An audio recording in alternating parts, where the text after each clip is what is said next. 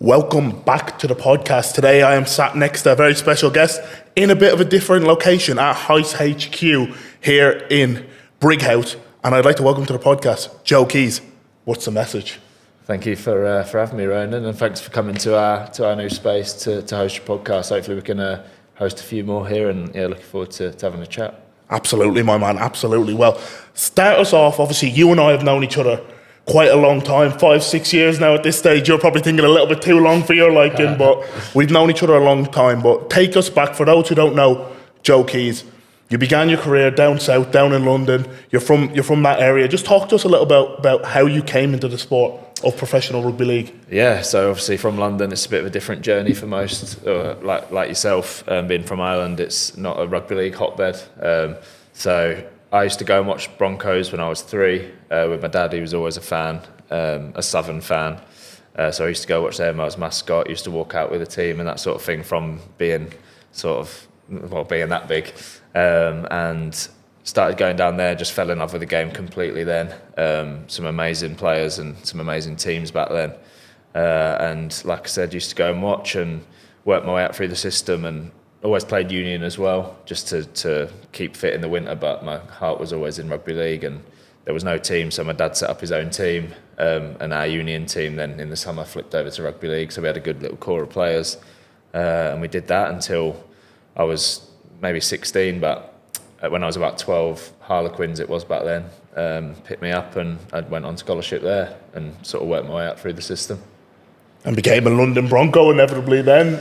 I did, yeah. It was crazy. So the sacrifice that my family and my parents made for me to be able to do that was incredible. You know, being from North East London, Hertfordshire, I grew up. So it was about a 2-hour journey across the training on the other side of London, 3 times a week. And then when eventually I had to become a bit more independent, it was 3 trains and a bus to get to training and get back. So it was a big commitment, but yeah, like I said, the rewards came in 2014 when I managed to make my Super League debut. That is what the stories are all about, I suppose, and that's the journey. I want to just sort of dive into that a little bit before you went on to make your Super League debut. Is your dad literally set up the team essentially, didn't he, down there? And I think, like, obviously London's not a hot spot for rugby league like Ireland isn't. What do you think is the point of development or point of growth for the South in terms of rugby league and in terms of like growing the game down there? Because for yourself, like, obviously you're one of a few. There's obviously a few more Londoners coming up through the system, joining Super League, joining Championship clubs. But what do you think, or is there any growth for down south, and how does someone like yourself wave that flag for Southerners coming up the north, playing rugby league and putting your pin down and going, yeah, you know, I might have had to get like two buses and a train or whatever it was to get the training, but it was all worth the while when I got to play Super League, when I got to come up, and your journey got to continue off the back of that. But what do you think is, I suppose, what is the point of difference, or what's going to move the needle down south in terms of growth of the game? I think it's tough because of there being one professional rugby league team in London. London's such a massive place, and the south is such a huge place. It's different to being up here where you've got a lot of access to, if you don't work out at one team, you can go to another team, or, you know, people pick up players who might not get into a higher end scholarship and then they can play for a different team locally. At London, it's just London or nothing. And without the sacrifice, like I said, of my family, to be able to get me across to training and help out that way, I think that's probably where a lot slipped through the net, because there's not the accessibility locally for kids to play for, or have a team to play for locally that's not a 2-hour drive away, you know, because that's the sort of commitment it's going to take. So I think there needs to be more professional teams down there. I think Broncos, obviously they're in a bit of a difficult position at the moment, but the people that come through, not even talking about myself here, the talent that come through London's pathway, there's clearly an area and a need down there for more professional sports teams down there in the rugby league industry. And I think growing the game, that's something that has to be a big focus, because it's such a widespread area as well. There's so much talent down there, and I think Union probably reap the rewards of that, because they get to pick who they want out of the talented people from the south, unless, like I said, there's people who can come across and make the sacrifice to play for Broncos. And that's it exactly. And that's the story of your journey, is sacrifice.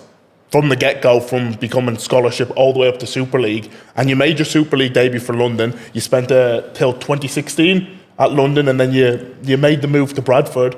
But prior to that, you spent a bit of time at New Zealand Warriors. Tell us about that, because I've known you for 5-6 years, and I only found that out this season. We were going to play U's at your place when you were at Fax, and Ati Ngannou says to me, we were previewing, and obviously Keezy, like, he's a humble man, but we're previewing Keezy because Keezy's their big playmaker, and Ati goes, oh yeah, he was at the Warriors when I was there, and I like sat back in the chair. I was like, there's no way, like, I didn't even notice it. You'd never even mention it. So tell us a little bit about your time at the Warriors, what you learned from that, and then obviously moving on to Bradford then. Yeah, so in end of 2013, London were coming into a bit of financial difficulty. There was a bit of uncertainty around what was going on at the club, and I was in the academy then. I was going into my second year of academy rugby, so there was a bit of uncertainty around it. We had a few meetings, and it was a case of, if you can find something else, lads, it might be time to move on. We don't know if there's going to be a team next year. So made a few phone calls. Family friend Rowan Smith was over at the Warriors as the reserve grade coach, so my dad got in contact with him and said, is there any chance Joe could come over just to train and see what it's like? So 1st or 2nd of January, I think it was, flew over there, and I done like the back end of pre-season with the under 20s and trained a bit with the reserve grade as well. And as an experience, mate, that was one of the best things I've ever done. Looking back, it was, what I took from that trip was incredible. Like meeting great people as well, like Atto you mentioned. Excuse me. losing the voice, getting a bit emotional thinking about New Zealand now. Met some great people, just the way of life over there, and the facilities and the exposure to it over there. It's no wonder their youth system's so amazing, and they bring through some great players. I think at the time they'd won it maybe 2 or 3 years in a row, the NYC competition, the under 20s at the Warriors. So was coached by Stacey Jones, obviously one of the greatest halfbacks to ever live. Exposed to seeing people train like Tommy Luluai, and just the whole experience, the facilities there, the way they were looked after, they just sort of opened my eyes to, wow, yeah, this is really what I want to do and what I want to drive towards. Looking back, whether there was an opportunity to stay there or not, nothing was set in stone, but I think looking back, I'd have loved to have stayed and really had a good crack at cracking it over there. And that it's tough, isn't it? Like, obviously, like yourself, obviously, I did a bit of time with under 20s and being in that NRL style system, and it's sometimes you find yourself looking back and going, what if? But obviously, that point of your career was a big inflection point and made you the player who you are. As you said, getting to be under people like Stacey and Tommy Luluai, and getting to see how they conduct themselves around an environment. That's massive for any player's development. So you kicked on through London. Obviously, you've managed to find yourself at a few different clubs who've gone through a bit of financial difficulty, and then you ended up at Bradford, which we'll get to how that's come full circle. But you end up at Bradford. You've played a bit now. What was the move like up north for yourself? Well, I think at London, when I came through at London at that first, when I made my debut, that was a crazy year. So that was the year after the financial difficulty. So the team was sort of patched together. A lot of young kids sort of thrown in the deep end a bit for experience, and luckily I was one of them people. I was probably exposed to it a bit sooner than I probably was ready for. Some tough losses. We had one win that season, which was a good one, which was a memorable one. But yeah, it was a bit of a, right, this is the standard now. This is where we're at. You jumping from under 19s up into that was quite eye opening. And then the year after that was a bit of a difficult one for me. In 2015, I had sort of the highs of making my Super League debut and thinking I was probably guilty of thinking I was a lot better and further ahead than I was. And things didn't really go to plan. Obviously, I was still young. I was only 19. Probably put a lot of pressure on myself to stand out and sort of pick up where I left off playing in the academy. And I didn't handle that year very well at all. So that was a bit of a difficult one, in and out. It was sort of riding the roller coaster. I was on that sort of upward trajectory, and then it sort of came crashing down a bit that year. It was a bit of a, right, championship rugby's tough. I need to start, I need to learn. I need to become a student of the game. I'm not anywhere near the finished article here. And it was a bit of a reality check, and I probably needed it. I take a lot of lessons looking back on them times. Probably would have done a lot different, but like I said, the what ifs, it's all part of the journey and learning. And then 2016 came round, and a similar sort of thing. The start of the pre-season, I struggled, wasn't sort of where I needed to be. Confidence wasn't great, and then I broke my leg. Well, I fell off a machine in the gym, which was what machine? It was called the Dominator, and it dominated me. I fell off that. The pin flew out where you change the weight, so I fell off it, and I snapped my syndesmosis and had 2 fractures in my lower leg. So I had to have surgery then, and I think that time was pivotal for me. I was very close to just, this isn't for me. The last 18 months haven't been very good. I've struggled to play consistently. I'm not playing half as good as I know I can.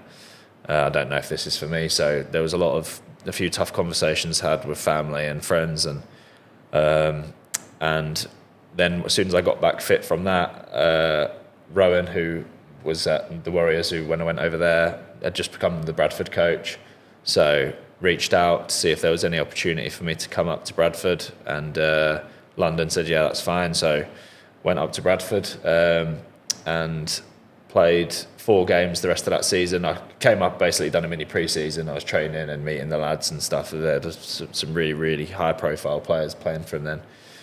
For the championship, it was a very good side, so very grateful for an opportunity to play alongside them, and learnt loads. And then obviously the financial bother hit at Bradford, which 21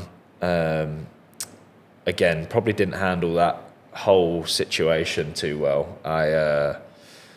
I probably used it as an excuse to not look after myself very well. We were going out a lot. We were using the external noise as sort of justification for our behaviour, for not training hard, for not taking it upon myself to look after myself and perform as best I can. And I probably struggled a lot mentally that year as well, alongside all that, looking back. But loads of lessons, like obviously it was great, we made some great friends in that first stint, and I just think, I've been listening to a podcast recently, I heard a saying on it says, you can't control the wind, but you can adjust your sails.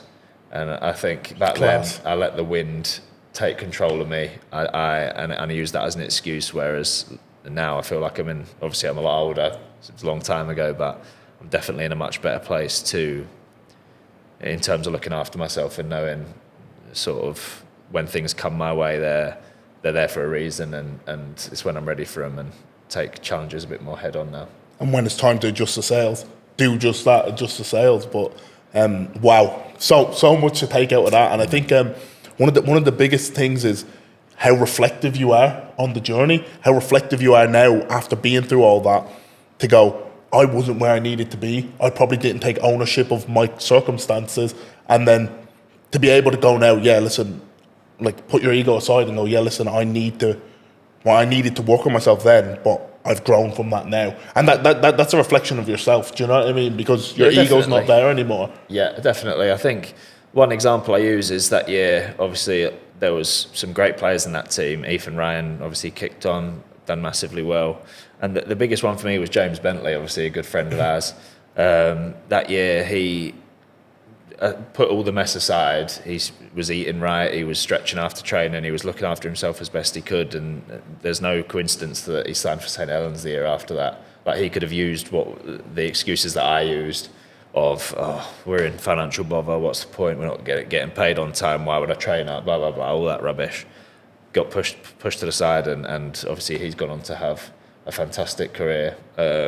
He's one person who I sort of look back and think, yeah, fair play. You adjusted your sails in the right way, in the right direction, and that's half the battle in this sport, is being able to go. And so many players spend their whole career looking back. Like you're in a position now where you can go, yeah, I made mistakes, but I've grown as a person. But far too many people let their ego get in the way and just sit back and go, that was them 6, 7, 8 years ago, and that still is them now. They're not able to put aside what's happened and learn and grow from it. And I suppose one of the things I wanted to dive into from the message from all of that is, if you were back that age now, what would you tell yourself?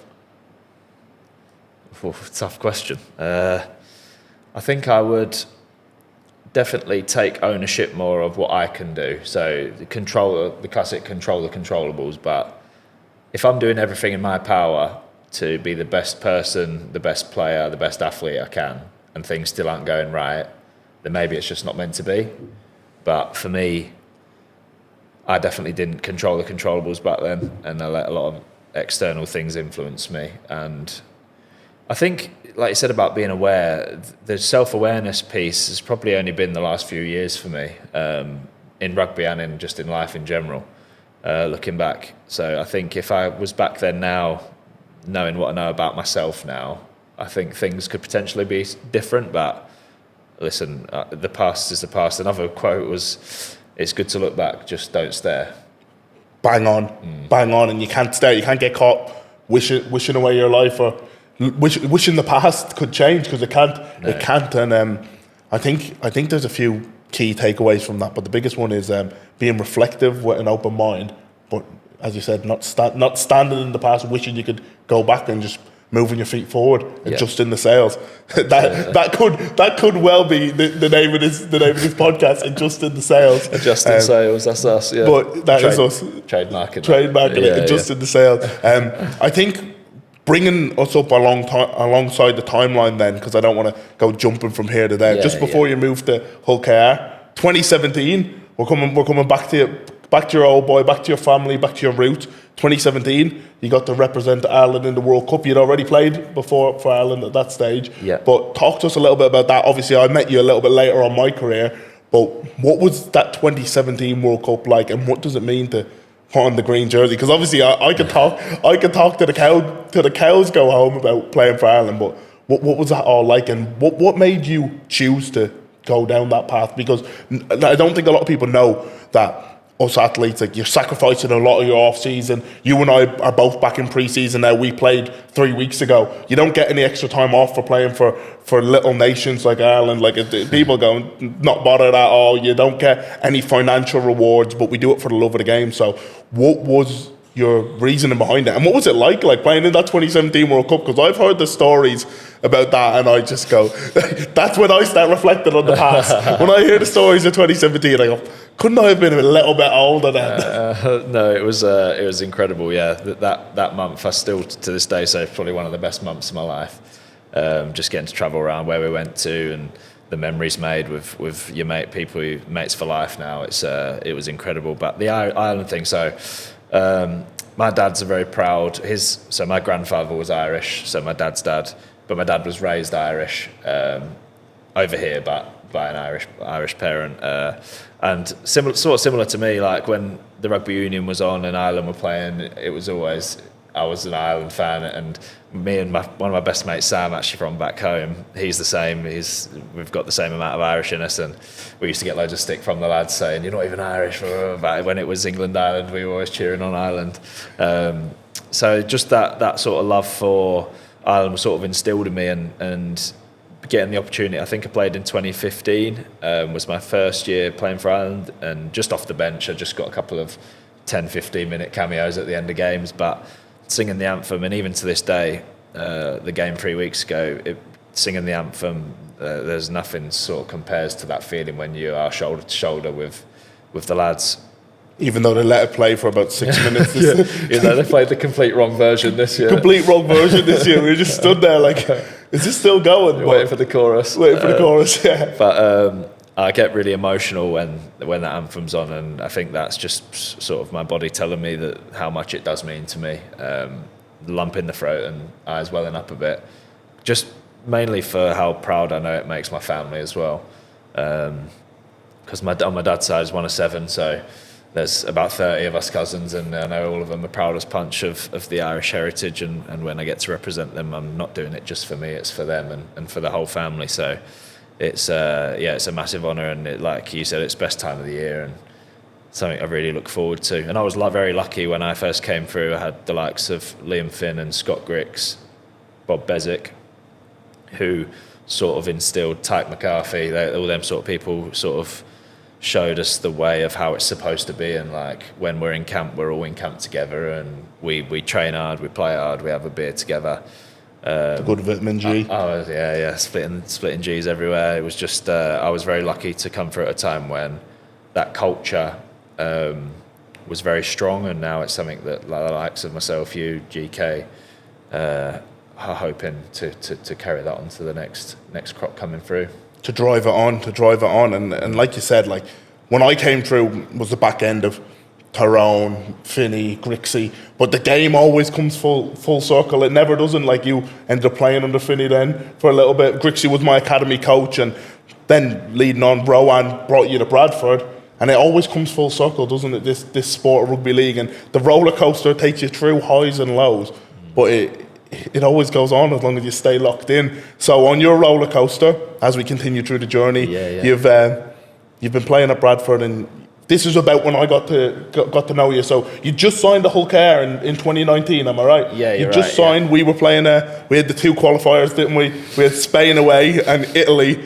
Probably 2 of the worst games I think I've ever played in, if I'm being honest. Great crack. Crack was 90. Spain away, best trip. Worst game I've ever seen. We played just for those who don't know, we played 45-minute halves of rugby league that game, and I think we spent over 100 minutes on the pitch of ball in play time, because we went into extra time on the 45-minute halves. The live stream was about 3 hours long, because whatever way, the 45-minute halves in rugby league is not a thing. It's not a thing. But so we met in 2019. That's when we crossed paths. I was a young, brace-faced man. Yeah. You were a wise man at this stage. You just signed the Hull Care. So tell us a little bit about that, because that was again, the roller coaster goes on, and it's not been straightforward for yourself. But signing back in the Super League, up with the Robins. Tell us a little bit about that. Yeah. So we went, obviously, with the Bradford thing, we went into League One in 2018.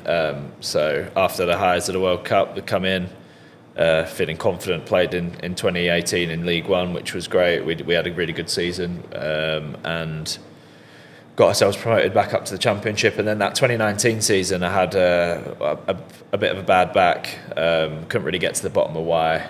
But again, probably wasn't looking after myself the best way possible. Was probably using it as a bit of an excuse.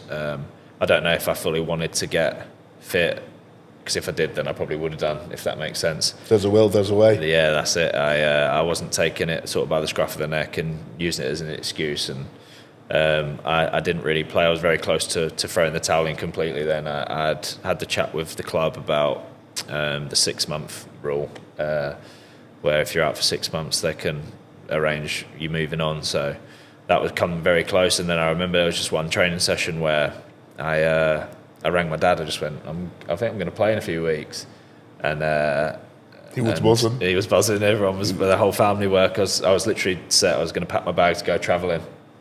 Me and one of my best mates we were planning our route about going over to Australia and just getting away from it all. But good thing you didn't, because COVID came, didn't it? I know, yeah, that's that as well. Yeah, the sales, yeah. So I sorted myself out, and I came back and played the last 10 games that year at Bradford in 2019, and then got the phone call from Hull KR back end of 2019. I actually sorted it when we were away, when we were in Spain. In Spain, on that trip, yeah. So signed there and sort of go from Super League in 2014, then down through the Championship, a few very tough years for me. Then down to League One, then working sort of back up. It felt like an exciting opportunity to get back into a full-time Super League environment. So we went there. I'll go back to the Spain trip. Actually, some funny stories from that trip. We actually had to walk to the game. I don't think you remember. I don't think I'll ever forget it. There was no bus, so we had to carry tackle shields down a dual carriageway and walk a mile and a half to the game. It was warm, it was October, but it was warm enough to be sweating. It was hot. Carrying the tackle bags. Yeah. Do you remember the pre-game feed? The plate of rice with a fried egg on top. Plate of rice with a fried egg on top, pre-game. Yeah. Like a few heads were falling off at that stage. Yeah, I actually got sin-binned in that game. I don't know if you remember. Yeah. Just pure frustration, I think, at everything that had happened, and I got hit late and chased after someone and pushed him in the back, and I got sin-binned. There was a big fight. Because I have the video clip still. I'm running in to, obviously your halfback's in a fight, so I'm running in. not even like looking, and I get blindsided. Some bloke just folds me, so then I forgot about the fight with you, and I'm just running after this fella. It was chaos. Like it was that was the worst. That was like a half rugby league, half fighting that game, wasn't it? It wasn't the most the most professional game, was it? It was a bit crazy, but so that was good fun. Yeah, so that's when me and you sort of crossed paths first time, and then so sorted the whole KR thing and headed up there. I was still living in Halifax, so there was about 5. They signed 5 of us from Bradford at that time. I remember seeing it. So we all travelled over together, which made it a bit easier with the travel, because obviously it's a long way. Hindsight again, I probably wish I'd moved over there, because the travelling, when you've got a bad back as it is. I was about to say, that old back of yours. Sitting in the car for 4 hours a day is probably not best, but it was amazing. And I went up there, coached under Tony Smith, obviously one of the most highly respected coaches in the game, who's won it all. So I was very excited at working with him. Done that first pre-season. Had a bit of an injury, tweaked my MCL, I think, back end of pre-season, so missed the friendlies, and then had to wait for my chance, and that came around. I played against Huddersfield, I think, Cass, and Wigan away. I got a few games in before COVID hit. And then COVID came around, so we obviously had about 5 or 6 months of off. Same thing, the sales weren't adjusted. I was sitting on my Xbox till 3 o'clock in the morning with my friends, having beers, doing quizzes, eating chocolate, and let myself get a bit sloppy. And then when we came back, I played a couple of games here and there, but I wasn't by any means in the tip-top shape that I needed to be. Probably took the opportunity I had for granted a bit then. And then 2021 came around, so a year after COVID, there were still a few COVID rules and stuff in place. And what I take from my time at OKR was how much I learned. Like I feel like I didn't really know the game.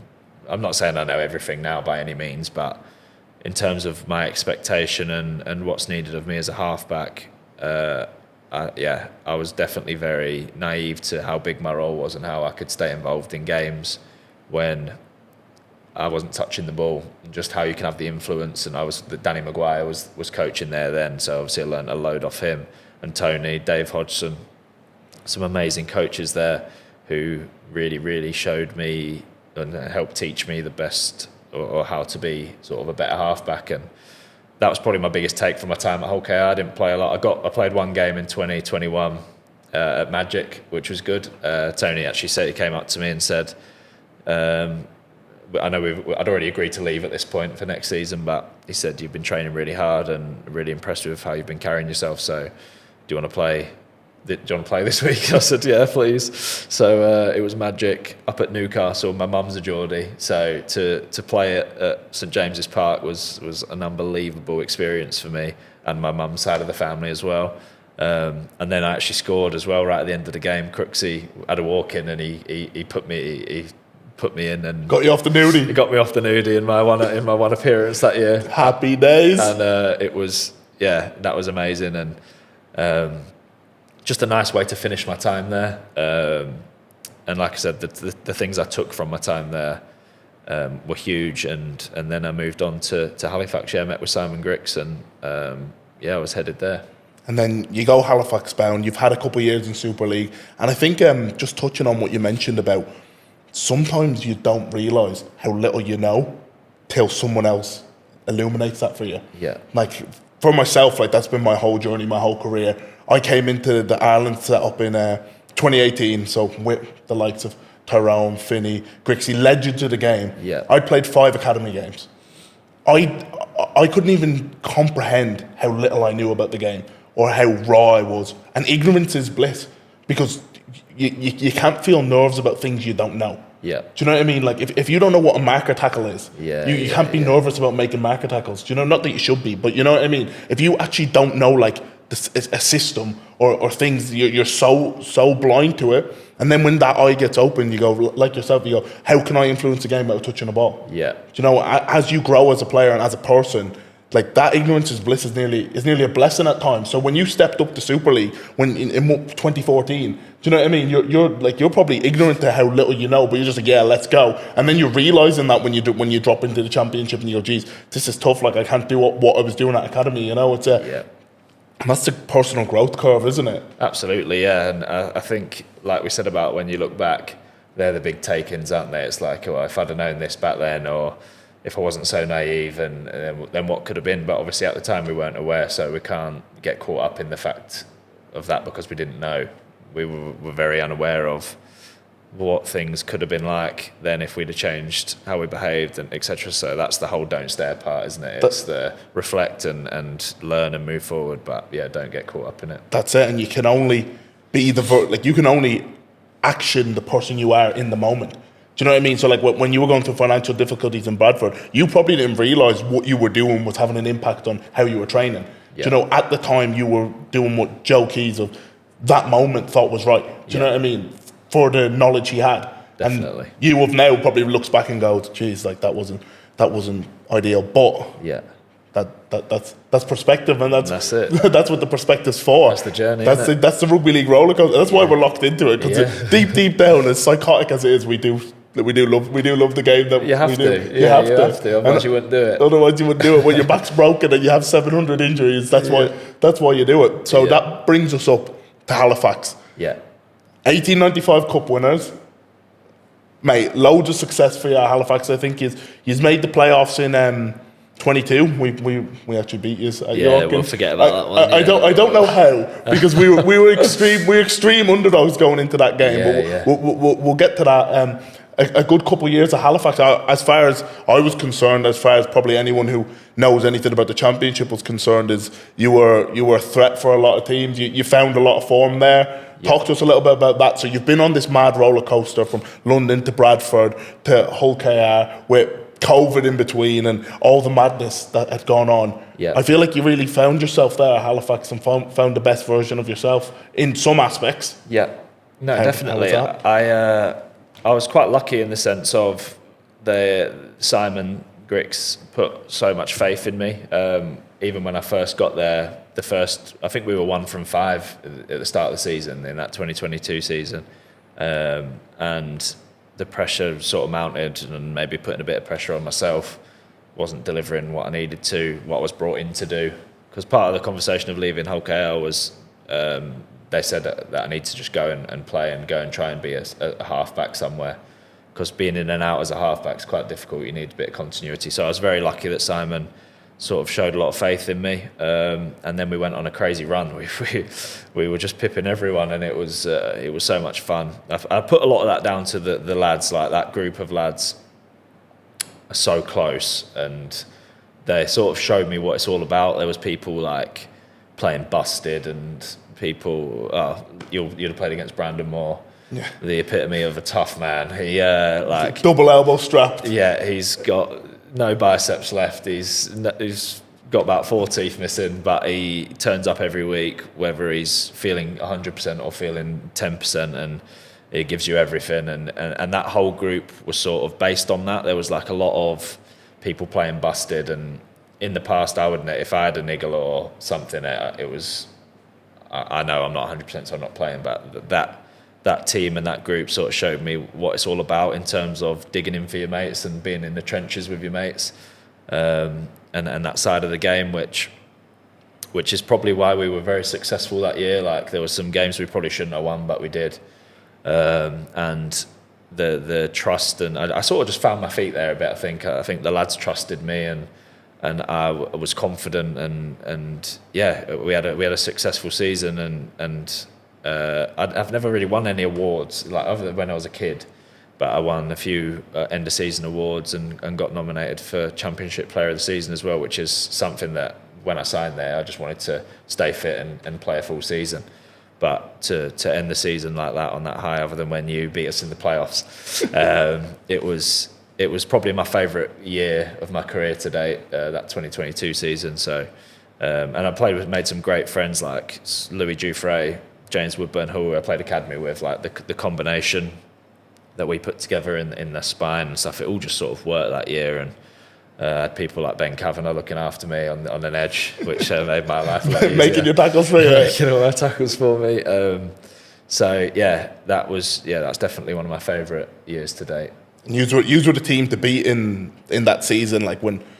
Well, we'll talk about the L word in a minute. The Lee team that went on to win the whole thing. But I remember you finished third, we finished sixth. We snuck into the playoffs by accident. Well, not by accident, but we just got in sixth place. Like we were a bit up and down. It was a bit of a poor season for myself as well. I did my cinders that year, so I had a bit of a rocky season, and we got to your place. You were the team to beat. Like you finished third, like arguably. Like could have been given the second best team of the year. Really, like I know Toulouse were still in the mix, but you were the team outside the full time teams to beat. And there always is a team outside the full time teams that you go, geez, they're stacked, like they're in form. Yeah. And we rocked up to your place with a game plan of organised chaos. And it definitely was. It was just that because you had everything, and we had just madness. I think Jamie Ellis went down in the first 5 minutes. We had Chris Clarkson playing half back. Like it was just the most unconventional game, and we ended up winning. I remember about 3 minutes in, Danny Kerman just absolutely cleaned me out around my chops, and he got sin bin for it. And I thought, all right, they're trying to cause chaos here today. The 12. I actually forgot about that. The 12 men in the quarter final, and obviously we went on to win that game, and that was our grand final. And then we had to play Lee the next week, which for those who don't know, that Lee team had everybody.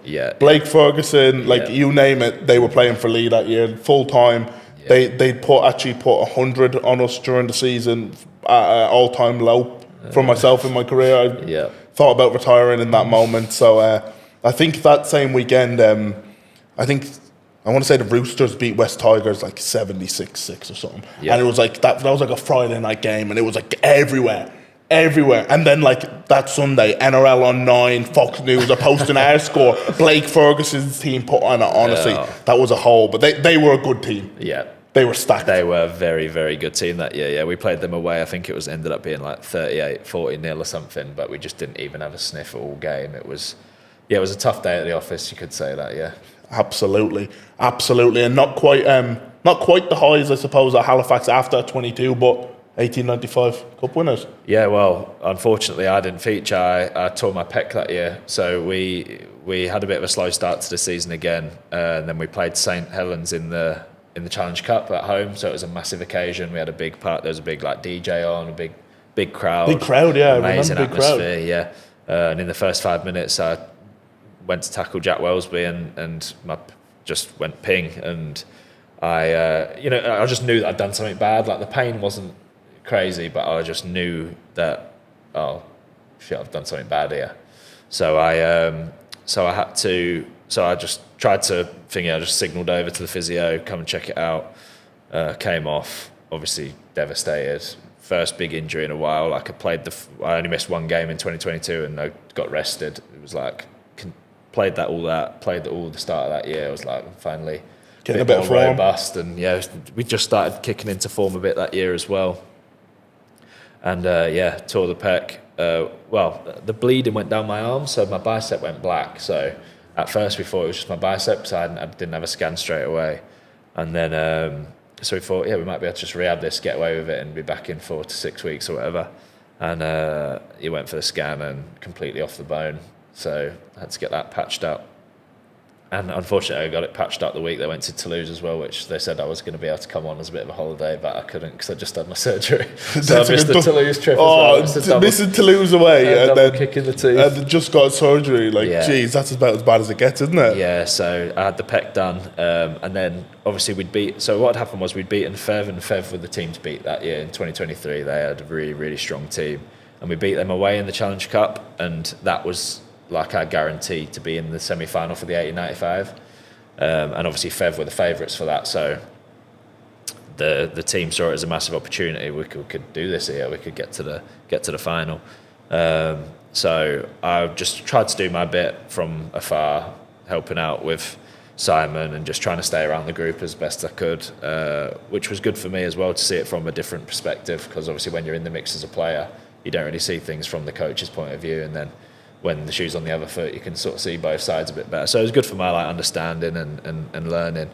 But my return date from my PEC was the week after the final. So I was doing everything in my power to get right. And we had London away in the semi, went down for that. And that was an unbelievable game. The boys proper dug in. It was just a real gritty win. It was raining. They had a good team. Corey Norman, Dean Farray, all them big names had just come in. So it was a ton. Obviously, London's a tough place to go. Tough place to win. Very tough place to win. You have a long coach journey down. Yeah. Just so minging. Did that, celebrating, and then the Wembley thing. So we got to go down, and Simon sort of put it on me and said, "Do you think you're all right to go?" And I said no. I said I don't want my first game back to be at Wembley and end up not being right or being rusty and it affecting the team. And Simon said, "I think you've made the right decision." He said I was a bit 50-50 around what we were going to do. So the boys that had got us there was Woody played half, Brandon Pickersgill had an unbelievable game at fullback in the semi-final. Obviously Louis was as good as he always is. So for me to come in and push them out after getting us there, not being 100% fit as well, it just wouldn't have made sense for me to play, for myself and for the team. So I supported from afar, and the boys got the win. It was an incredible day. Just the whole occasion was amazing. I got to go out and warm up as 19th man. They let me do the warm up on the pitch and stuff, and just being in that arena was incredible. And obviously running water and just being amongst it was great. And there was one moment I was obviously buzzing. We won.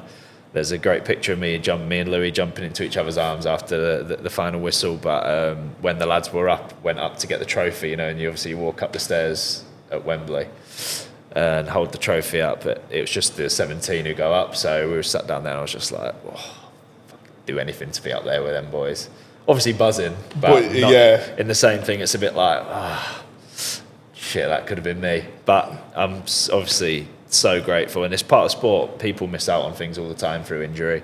It was just it wasn't a bit of pill to swallow at all. I was really happy for the boys. Just on a personal level, it was. These opportunities don't come around too often, so that's now the added motivation for me, especially this year with the team that we've built to kick on. And I want to be stood up at the top of Wembley lifting a trophy. How good's that? And I just think before we dive into that bit, like that takes a lot of humility to be able to go, I'm not 100% right, or this isn't the right call.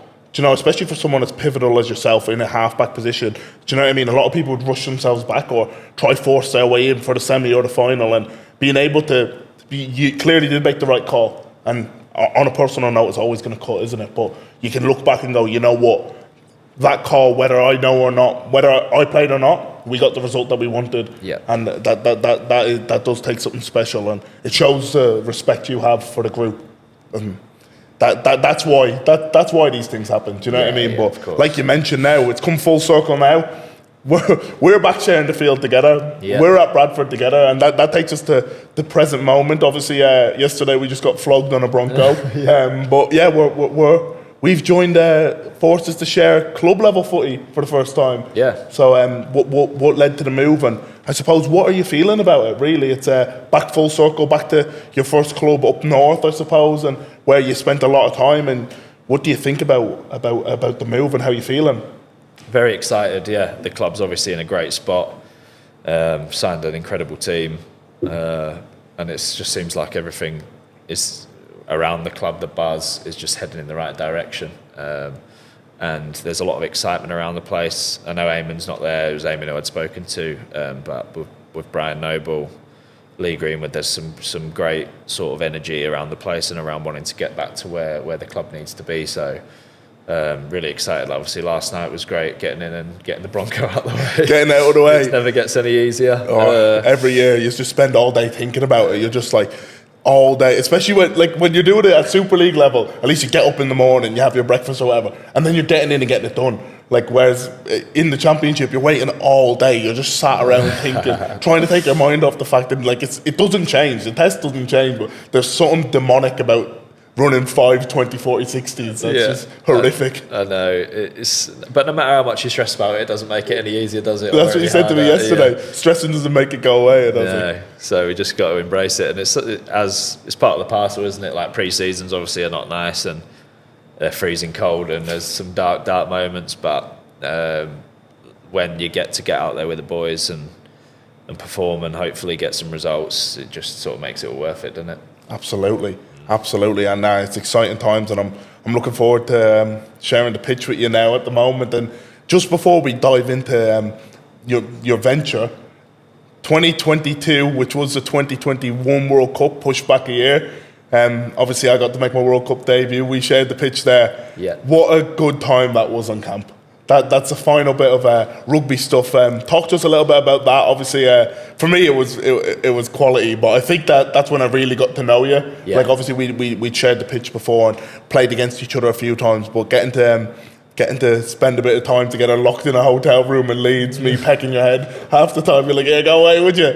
But it's what a good camp that was. It was amazing, yeah. And them sort of camps are ones where you make them bonds, and because you get to spend that much time together, it's different to going to France for 3 days or going back over to Ireland for a couple of days. It's a full month and it's pretty intense. And like you said, I had an idea about you. I didn't know you for who you are, so it was good to get to know you and all the other boys on that sort of level. So. It was great fun. We were in a really bad location, right in the middle of Leeds city centre as well, which was bad. Terrible. Yeah, we didn't have much fun. But just the whole experience, like for me as a halfback, sharing with Luke Keary, coming in to train with someone who you've looked up to for 10 years and watched him play in the NRL and be one of the best players in the world for however long. To see how he carries himself and trains and conducts himself is just like, you can't put a price on that. It's just invaluable. And the things I took from him were incredible, and very grateful for them opportunities, because at club level that just wouldn't happen. So to be able to do it on the international stage, when it's like we said about, there's no better feeling than wearing the green jersey and singing shoulder to shoulder with your brothers, and to be able to do that with people who you've idolised for so long, it just makes it even more special. The best moments of the season, the best moments of your career, those. And this year, we got to share the green jersey as well, and you got to share it alongside one of your business partners. We'll dive into where we are now. We're here at Heist, but you and Zach, as well as the two Davies twins, are now in partnership here with Heist. Well, firstly, before we get into it, what was it like playing alongside Zach? Obviously you played club level, but obviously what Zach's like. You played with him against Italy as well. He's a bit of a madman, but he's always quality on the pitch. Yeah, he's the big energy guy, isn't he?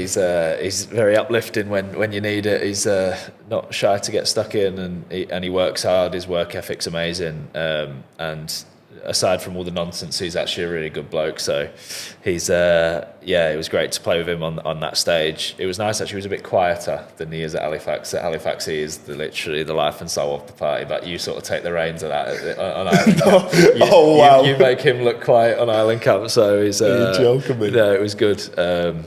And we're here now. Me, Zach, Connor, and Kurt have set this place up. So we can get into a bit of that if you want. Yeah. So obviously I got to use the facilities on the soft opening. Heist. Where did the name come from? What does it mean? So obviously our facility is for contrast therapy. We've got the ice baths, temperature controlled ice baths, and the big 12 person sauna with a bit of a coffee area, which is where we're sat right now. Heist. We were sat around for ages talking about the idea and what we could call it, and it came down to, we offer heat and we offer ice, and we'll just chuck them two words together and we'll get Heist. Ice. And it worked out perfect. It's short and punchy, and that's how we come up with the name. It's savage. And I think, for those that don't know, obviously, with rugby, we're professional athletes, but we train on an evening. So you're here during the day most days.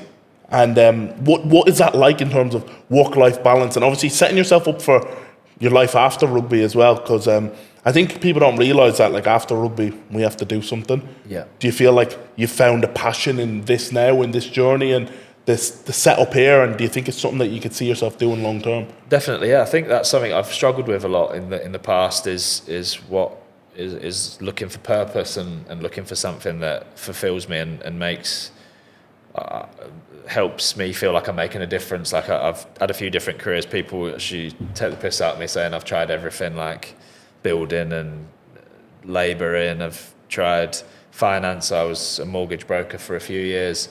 I remember that. And then I moved into financial advice and just tried all these things, and none of them really gave me any sort of fulfillment or anything. I thought I could see myself doing that forever, which is hard. And obviously at school, I didn't really put all my eggs in the school basket because they were all in the rugby basket. So I didn't really get any qualifications out of school. I've got some A levels, but nothing that I used to go to university. I've not got any degrees or anything. So there was a few times there where I didn't really know what I wanted to do, and I was just trying everything here, there, and everywhere.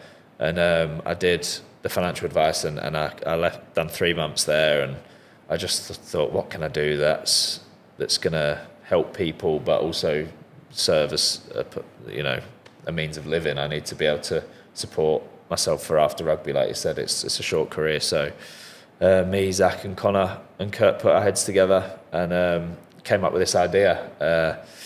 We looked into sort of the lack of this sort of facility around, and being athletes, it's something that we'd use, and we just sort of came up with an idea based on, well, what would we want? We'd want somewhere where we can get an ice bath and a sauna, because there's not really anywhere around here that you can do it, and then have a coffee and socialise after. So smack a blend. We came up with this idea, and we had the idea in January.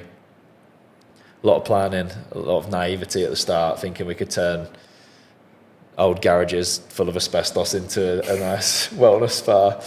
So there was a few near misses on that front. But then we came across this place, and we moved in here on the 1st of July and had a huge project on our hands. All of us a bit naive as to how much work needed doing, but we did it, and everyone we'd spoken to about the idea had said, I thought about doing something like that, or that's a great idea, but we just thought we didn't want to be another group of people who just had the idea, so we actioned it. We dived in head first, yeah. And that's the way to do it. And it's funny you say that, because I thought about starting ice baths. I was going to do up my own little ice baths, and then I was like, nah, like everyone. And the other side of that, like again, coming full circle, ignorance is bliss. When you don't know how big the project of the build is, you just start getting stuck in. Yeah. When you don't know how much you have to get done to launch like a small business, you just do it. And that's the best way to learn. Like far too many people spend so much of their life mentally masturbating and reading books on how to do things. Whereas if you just go and do it and take the plunge, take the cold plunge, take the plunge. Yeah. You know what I mean? Nice. You go straight in, and then you learn on the go. Absolutely. Do you know? I'm sure you didn't know how to lay floor or build pallet tables like we're sat talking on now until you just did it. Do you know? Until you had that in front of you and you go, you know what? I'm going to just do it. Yeah. Whereas like you could read as many books as you want, but until you actually launch a small business, you probably didn't have those soft skills of getting something off the ground and marketing it and bringing it from an idea into where we're sat now, which is, but as you said, what a great idea. Saunas, ice baths, and smacking coffee, like talking shit with your boys, like that is as good as it gets, really. That is as good as it gets. But I think as well, I wanted to ask you a little bit about, maybe did younger Joe need something like this? And do you think that's flourished in a weird backward sense, that you said like in the past you may not have looked after your body as best as you can, and you weren't at that stage, or you weren't mentally mature enough to sacrifice that time, or even maybe you didn't know what you know now. Yeah. Do you think that your younger self would have benefited from that? And how do you think you've grown with the growth of the business to become someone who's into health, and as you said to me, we're people of wellness now? Yeah, we're men of wellness. Men of wellness. That's a great question, and I think that looking back, definitely, I think not just for the physical, for the mental benefits as well. Taking time away from the roller coaster that is rugby league, this sort of stuff really does help with that. And the physical, like I said, the benefits of the looking after yourself physically, and even just the testing we've done the last few days, you absolutely smashing it, which is obviously testament to you and testament to how much you do look after yourself. Yeah, so this sort of space is perfect for people who want to keep on top of things like that, and like we said about the durability and being robust, and if the adjusting sales bit earlier, looking after yourself and doing 100% controlling your controllables, this sort of stuff all factors into that. And I take great inspiration from the likes of yourself and Connor, Curtis and Zach, who look after themselves immaculately. I'm probably the one out of us four who needs to keep working on that, and I do take a lot of inspiration from them, because they do, and that they live and breathe the brand, and I do as well, but I'm trying to do it more consistently and not letting things get on top of me, and this sort of space, like we said, is perfect for looking after yourself, whether it be in a social element, a physical element, or just a mental relaxation, a place to get away and relax. Yeah, there's nothing better than the feeling of that hot cold contrast. You just feel alive, don't you? You feel top of the range.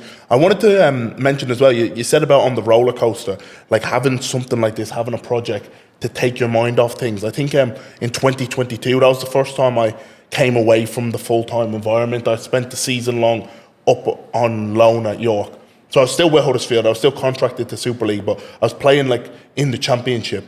And I had all this time on my hands. Yeah. And that's sort of when I launched my personal training business and started getting into business and personal development and looking at new recovery methods. And that was the start of my journey. But I spent so much time just cooking in my own head. Yeah. Like in 2022, I was I'm still an overthinker now. I still, the black dog, have to kill the black dog every day, you know.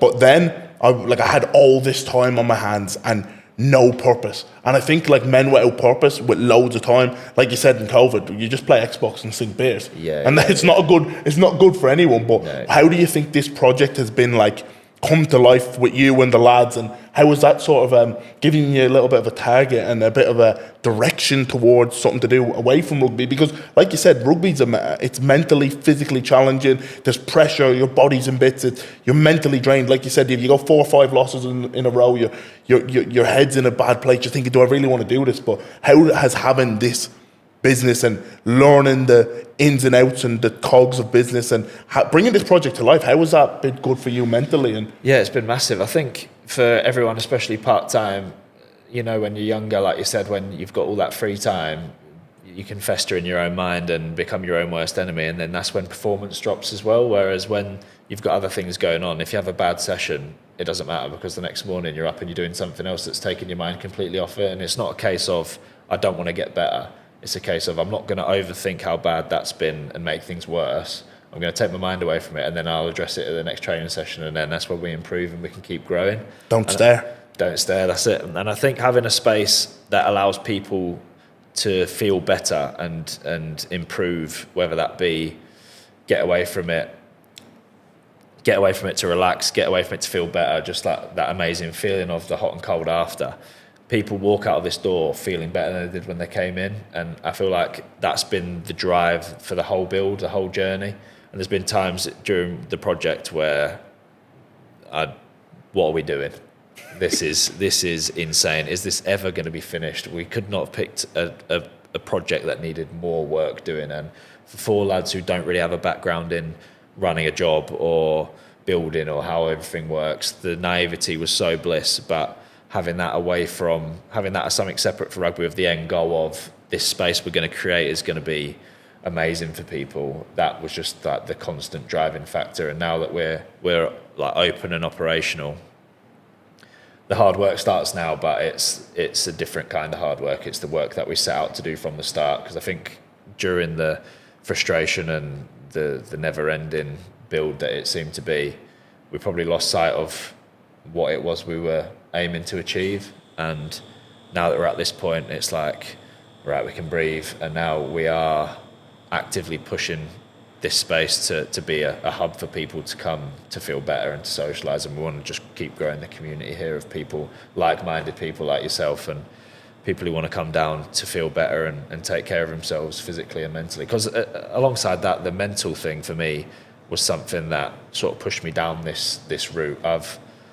we've spoken already about the self-awareness and looking inwards, and that probably started for me about 3 or 4 years ago, when I started speaking to someone about my mental health, and I feel like that's something that ties in nicely with how people feel coming out of here. I know the benefits of looking after yourself physically and the impact that has on you mentally.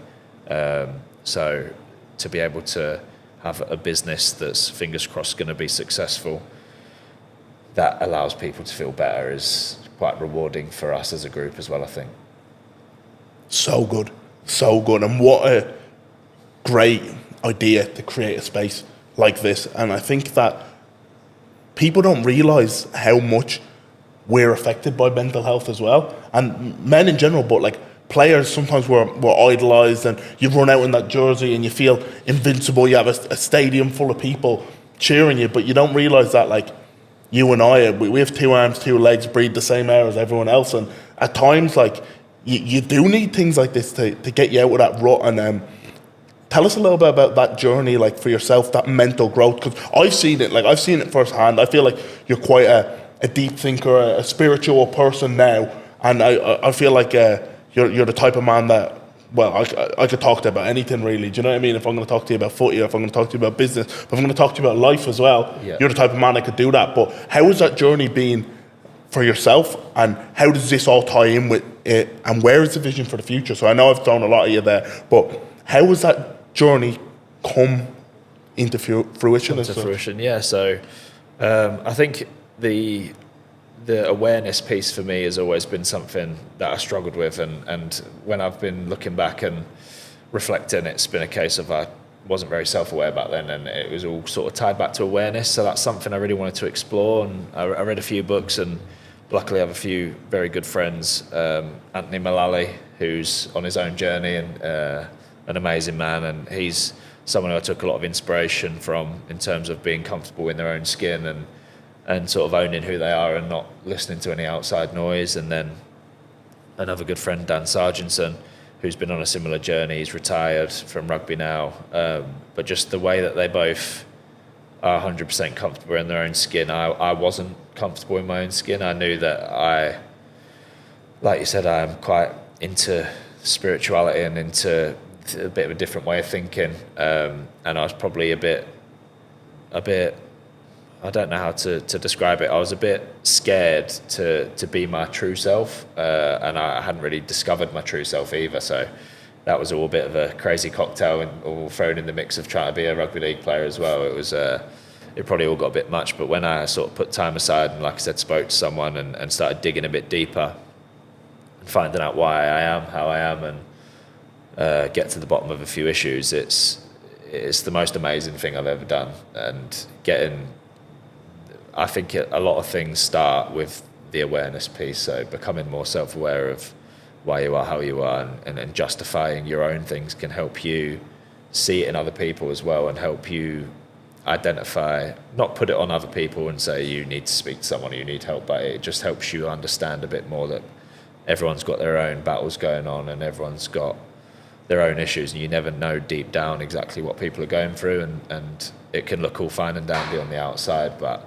deep down, like I said, anything can be going on. And I think I was a bit of an example of that, putting on a bit of a front and a bit of a facade of I'm Joe, the rugby player, and everything's fine and dandy, when there was a lot of stuff going on internally that wasn't. So the mental side of things and it's definitely helped improve my rugby as well. It's no coincidence that when I started getting to the bottom of these things, the performances started getting better, and the general life happiness was improving, and I think they all tie in as one. So tying it back round to this place, if this can sort of bring all that together, then that's sort of what we want. We want people to feel open and come here as a bit of a hub of wellness. Obviously it's branded as a wellness company, but the scope for wellness is massive, and at the end of the day, that's all we want for people, is to come and feel comfortable. What a good vision that is. I think as well, like you mentioned, having that facade or that front of I'm Joe, I'm a rugby player, I'm Ronan, I'm a rugby player. You create this version of yourself that you think suits like what a rugby player would do. And you see it all the time. You see it at teams, and it takes a lot of personal development to go, "Nah, I am who I am," because you see so like the same jokes, the same laughs, the same banter, the same copy and paste version of people within teams, because they think that's the right thing to do to fit into a team, because we're in a competitive environment. It's a very cutthroat regime. It's hard to be the odd one out, and you can easily get caught up in that and lose touch of yourself, being caught up in the joke. And there's nothing wrong with it. Like, it's great fun and we all have a laugh and stuff, but if that's just constantly it eats away at you, and like you said, you can lose touch of the real you, and like you said, standing out, being the one that stands out from the crowd takes a lot of bravery, really. It's a tough thing to do, and it's something that people, when I see it now, when people are their authentic selves, you sort of have a bit more respect for them, and you know they're not just conforming to what everyone else is doing, and it's admirable, I think. Yeah, absolutely. And it's so energy draining when you're trying to put up a front, or you're trying to be someone who you're not actually, because all you're constantly doing is burning energy trying to be something else. Whereas when you're yourself and you're the person who you're happy in your own skin, like you said, and that is a journey, it takes zero energy. You walk into a room, you be yourself. It takes no thought. But when you're constantly thinking of, what are they going to think about me, or about external noise, you just become drained, and it reflects on the field as well. Absolutely, when you're happy with yourself, you're playing your best footy, you're being the best person for yourself. When you create things like this, and you become a visionary, when you're in that box of trying to be like everyone else, which is actually not a real thing. That's not a real concept, being like everyone else, because you're only being the person who you think everyone else would like. But that's not a real person. No. Do you know what I mean? Like, being like everyone else is just what you believe, your concept of what everyone else thinks. So it's just made up, but you get in your own head about it. And I think I've been there as well. Like, I came over as like the Irish lad, the rugby union lad. Do you know what I mean? And like, I quickly like tried to find ways to you want to sail under the clouds, settle in a little bit. But then I've come to realize over my years that the person who I am is the person who I am. And I've grown, I've developed, I've worked on myself. I'm not the same person I was 6 months ago, never mind 6 years ago when I got over here. But being able to find your way, that you know in the moment at any given time, you're being that person who you believe you are. That's a really uplifting feeling. And people respect it. Like, you'd be surprised the amount. Like, I went on a retreat last year, and at the time it was very laughed at, and what the hell are you doing that for? What sort of stuff is you on that? Are you all hugging each other all the time and like hugging trees and that? How does it work? But then afterwards, there's a bit of interest, like, oh, was it good then? How was it? Was it decent? And what did you actually do? And people actually respect you being your authentic self a lot more than just going along with the crowd and trying your best to fit in. Like you said, it's admirable and brave, and something that I've definitely learned over the last couple of years. Yeah, and I'm definitely trying. Obviously, we're all still working on ourselves. No one's a finished article, and just all you can do is keep improving and staying true to your true self and being authentic, I think. Absolutely. So, Keezy, what's the vision in the future? Obviously, away from rugby, we've talked a lot about that. What's the vision for Heist? What's the vision for Joe Keys as an entrepreneur? Do you think that with your team, you're going to keep growing this place? Or what is the direction and the vision of bringing wellness and people's mental health and it all coming together for physical and mental into this cocktail, this place where we're sat now? What's the vision? The vision is to hopefully have Heists everywhere. We want to grow and be a success that way. Obviously, our first goal is to get this one right, and there's been lessons even in the first couple of weeks being open where we're slightly changing things and learning on the go, which has been good, and it's exciting. And I think under the scope of what we've got, a few exciting events coming up down here. We've got a few breathwork seminars coming up, just to introducing people to new concepts and new practices, and trying to get people out of their comfort zone, because obviously, like, getting in a 2-degree ice bath is very much getting out of your comfort zone, but the feeling you get afterwards is amazing. So it's just introducing these new concepts and things that people might not have tried before into everyday life and normalising it, because it's such a massive growing market. And I think especially since COVID, a lot of people want to look after themselves a lot more. and people are a lot more open to trying these new, I don't know the word to use, new treatments, new experimenting in delving into the world of breathing and cold water and the heat, and just trying to grow it like that and make it a lot more normal, because you can go and sit in an ice bath outside your front or in your back garden, but you can't then jump in a sauna and then come and have a coffee with your mates and talk about how you're feeling. And we want that space to be a place where we want this space, to be a place where it all comes under one bracket and under one roof. So our main focus is to get this one right, and then hopefully look to grow it further down the line and keep hosting these great podcasts you're doing here, and just bringing like-minded people together and sort of letting people take control of their wellness, like adjusting their sails in the right direction and making sure they're doing 100% everything they can to look after themselves. Absolutely, and it's creating that, separating from that taboo. I think like pre-COVID, when I used to go sea swimming, I was mad. Yeah. Like people thought I was genuinely crazy. Yeah. But now people are on that. There's less people going on the weekend. Come on, we go get absolutely blackout. It's more like we go for a run, we go do a sauna, we do something for ourselves, because people are starting to understand. And I think the biggest reflection of that actually is in our world. Like the championship, when I dropped into the championship on loan in 2021, was a completely different competition to it is now. Yeah. Like the standard of which, like the minimum is gone significantly up to where in a couple of years, because like even though we're the second division of professional rugby league in England, it's a lot higher, and you see a lot more Super League players dropping down, or even lads coming across from like NRL systems coming into our competition, because like when the tide rises, all boats rise with it. If not, the boats go away. Do you know what I mean? They sink. So I think that you're seeing that. And it's more about getting that exposure for your brand into the general population. So it's like it's something that people do regularly. It's like you said, it's the culture shift. Like it's the new going out and getting blackout drunk, isn't it? People instead want to get up early and go and do something, go for a run. Like run clubs are as big as they've ever been. Going for dips in the sea is as big as it's ever been. It's coffee cultures, and I think it's great and it's good for us, and we want to be a part of people's morning routines and being healthy and promoting good well-being, because that's all we have at the end of the day, isn't it? If we don't have our health, then what do we have? Absolutely.